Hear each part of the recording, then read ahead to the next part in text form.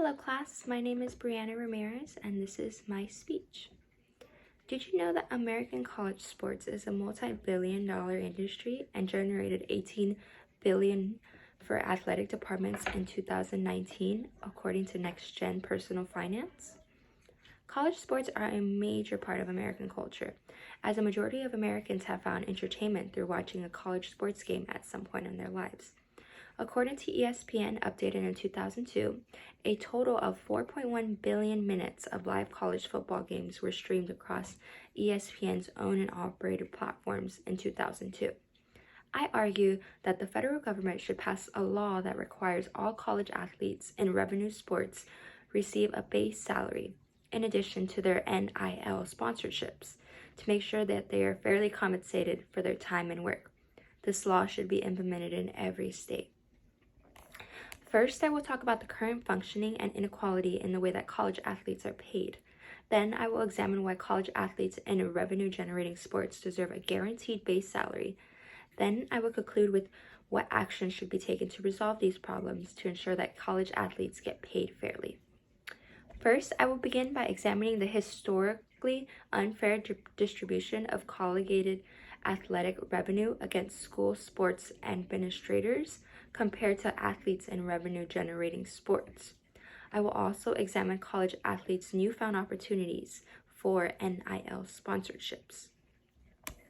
It is a known fact that many college athletes typically have not gotten paid by the National Collegiate Athletic Association, or NCAA, throughout much of its establishment. Laws in some U.S. states have been passed in an attempt to fix this unfair distribution. An article from Pro-Con mentioned on June 21, 2001, a U.S. sport court ruling prohibited the NCAA from banning certain payments to student athletes under the premises of making amateurism, which would allow athletes to partake in other money-making opportunities. The same Pro-Con article stated that before this ruling, college athletes were only allowed to accept scholarships covering the cost of attending university. That ruling stated traditions alone cannot justify the NCAA decision to build a mass money-raising enterprise on the backs of student athletes who are not fairly compensated. This ruling solidified the unfair distribution of revenue and wages of the NCAA and ruled it as unconstitutional. It is important to understand what this ruling means for college athletes and how it relates to the name, image, and liking, or NIL activities. The ruling essentially would allow athletes to partake in name, image, and likeness activities for college student athletes, where they can sign sponsorships deals with any brands wanting to work with them, which could potentially bring large sums of money. This means that athletes are allowed legally to accept and earn money in various ways, even though their institutions may not pay them directly. In a New York Times article, author Bruce stated that athletes can now earn money from product and brand endorsements using their name, image, and likeness, making it a NIL activity. Or they can also accept money from boosters, which tend to be donors or businessmen who have relations to the school they play for. The same author also said in the New York Times article that the original cases regarding the unfair compensation began in 2004 with Ed O'Bannon's case, a player from UCLA basketball team who sued the NCAA and EA Sports for not being able to be compensated for his likeness used in a video game and for the violation of the Sherman Antitrust Act.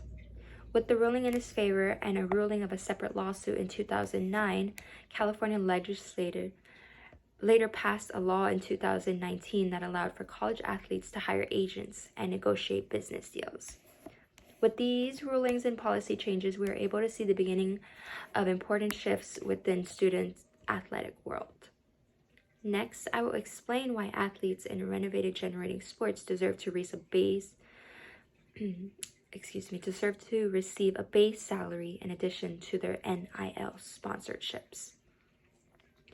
In addition to their NIL sponsorships, the need for a base salary stems from the uneven distribution of income and other social factors and inequalities that are to be blamed. Many student athletes, specifically in football and basketball, come from low-income communities. Many college players have a higher value than income, frequently live under the poverty line.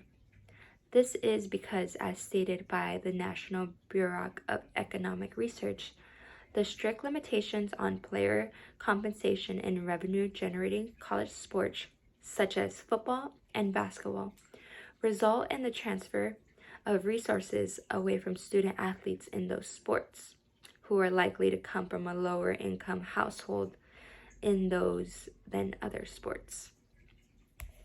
They also tend to have tuition shortfalls that equals thousands a year, and from the same pro-con article, it leaves 85% of players beneath the poverty line.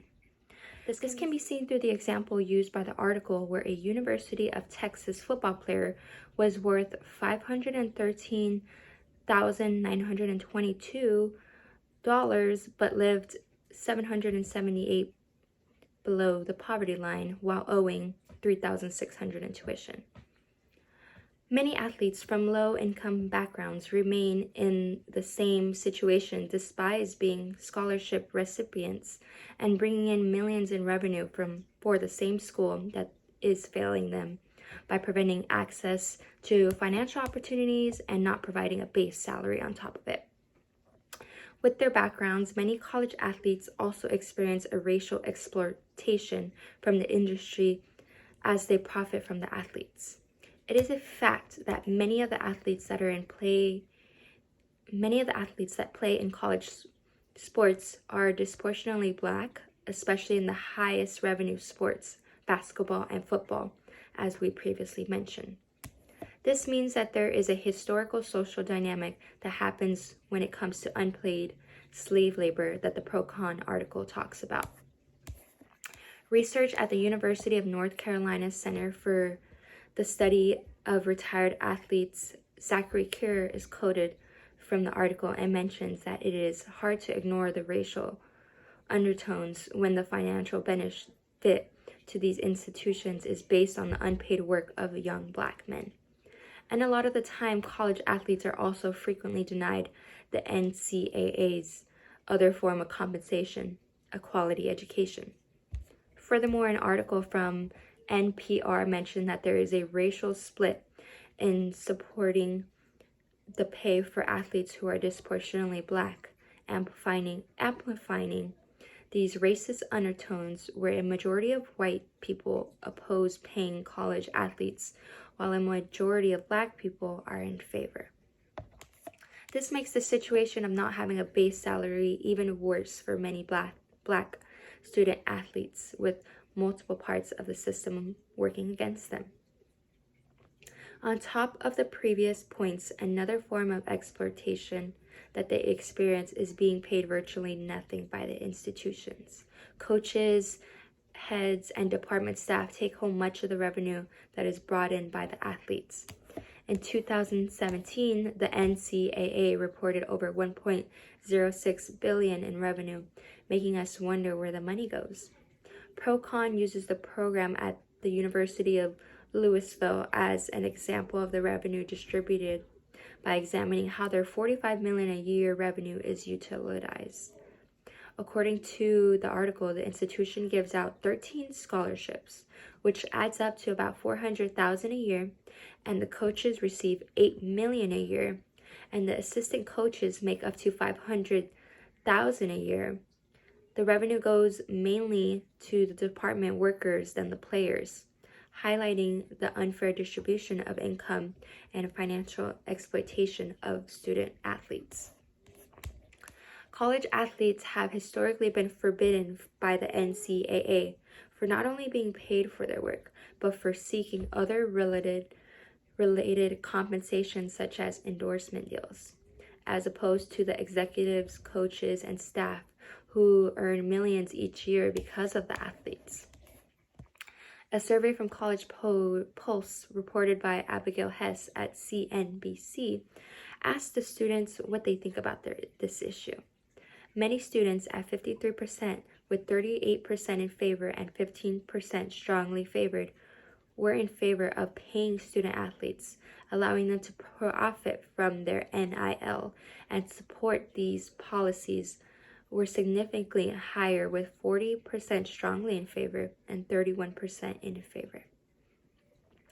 The race of students in support of the policy changes were Hispanic, Asian, and Black students, while the white students reported the lowest percentage of support for these changes, which relates back to the racial exploitation and dynamic mentioned before.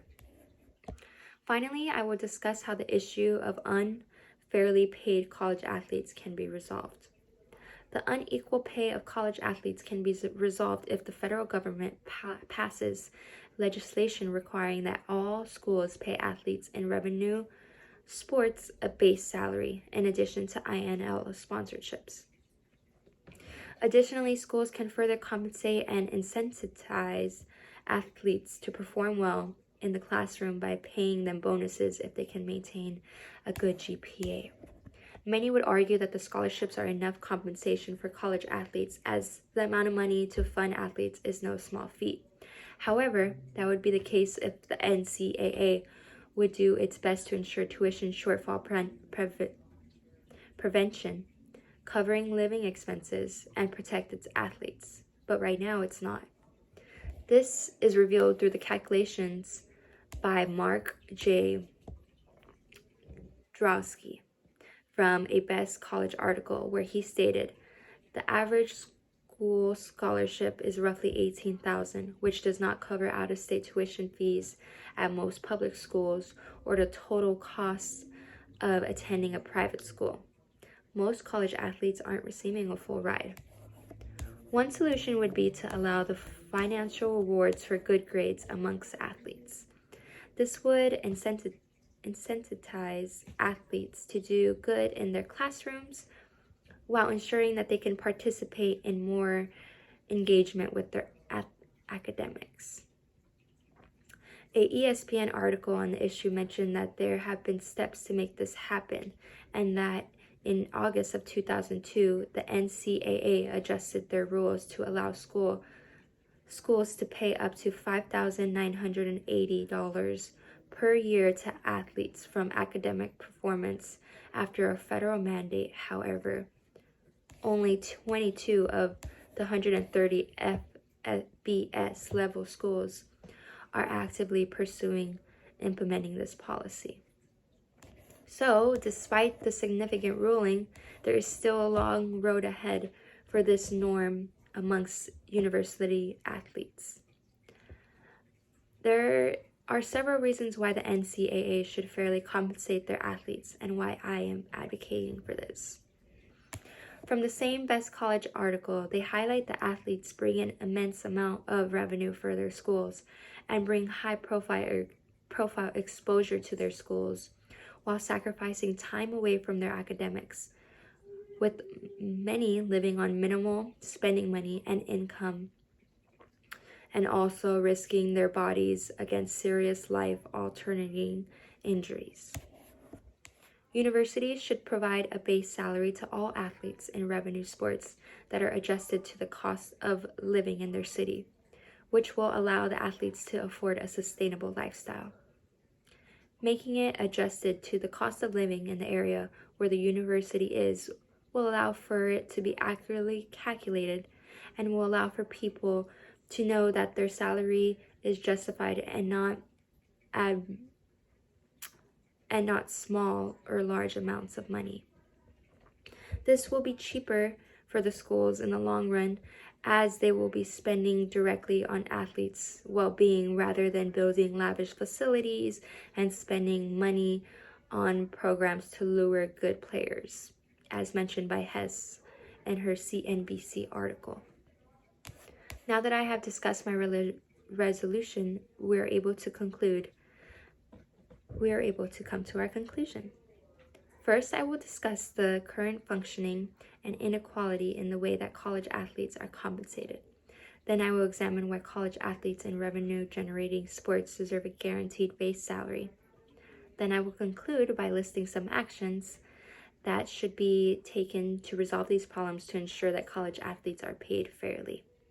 I propose that the federal government should pass a law requiring that all college athletes in Rennevue sports receive a base salary in addition to their NIL sponsorship to ensure that they were adequately compensated for their time, work, and dedication to their sport. Additionally, I state that this law should be passed in every state. College athletes generate significant revenue for schools across the country, sacrificing their time, education, and bodies to perform well, and they should be paid fairly for doing so.